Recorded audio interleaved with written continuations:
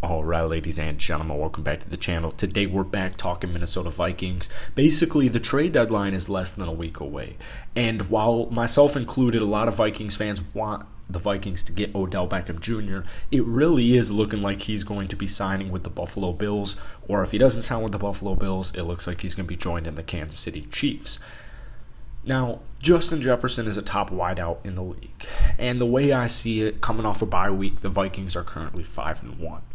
They're atop the NFC North. The NFC in general is wide open. And while you have Justin Jefferson, you have Dalvin Cook, you have playmakers, I still think they're about a piece away from really being a crazy, extremely versatile playmaking offense.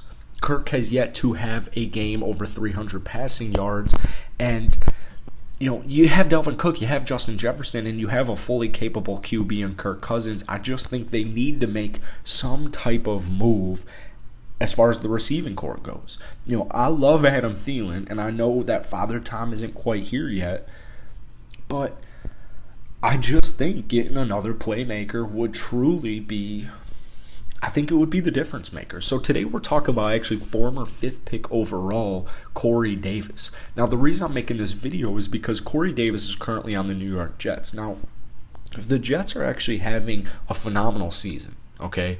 But if we're being real here, I still think they're at best a year away from being, Super Bowl contenders, okay? I think they could get a nice package for Corey Davis. I think that this is really the last window where you can get something for Corey Davis. That's not saying he's a bad wide receiver by any means. Through just 6 games on the season, he has 19 receptions, 351 yards, and 2 touchdowns. Got injured, banged up this past week against Denver. Didn't really play too much.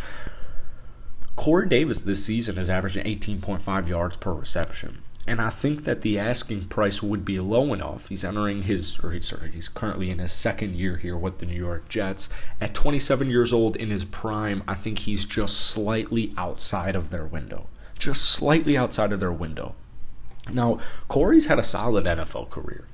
He didn't have a great rookie season, dealt with some injuries, but 2nd year from Tennessee, got drafted by Tennessee, 65 receptions, 891 yards, and 4 touchdowns. And he's also, his last year in Tennessee, 65 receptions, 984 yards, and 5 touchdowns. So he's a playmaker. He can definitely get you some yards after reception. He can get you some yards per reception. I think he's a guy you can heavily rely on to just, at the very worst, do his job and be an adequate playmaking wide receiver for the Minnesota Vikings. And that's the reason I'm making this video is, it's nothing crazy.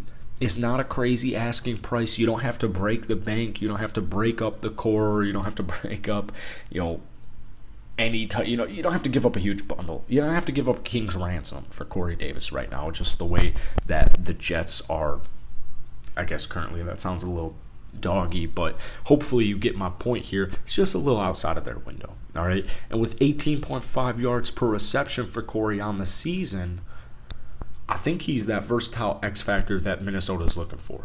Now, like I said, if the Vikings don't end up making a move at the wide receiver, I know that the defense, specifically the defensive backs, maybe the defensive line, that might be a lot of your guys' main interest. But would anybody be upset if the Vikings gave up a little bit for Corey Davis? Let me know what you guys are thinking down below.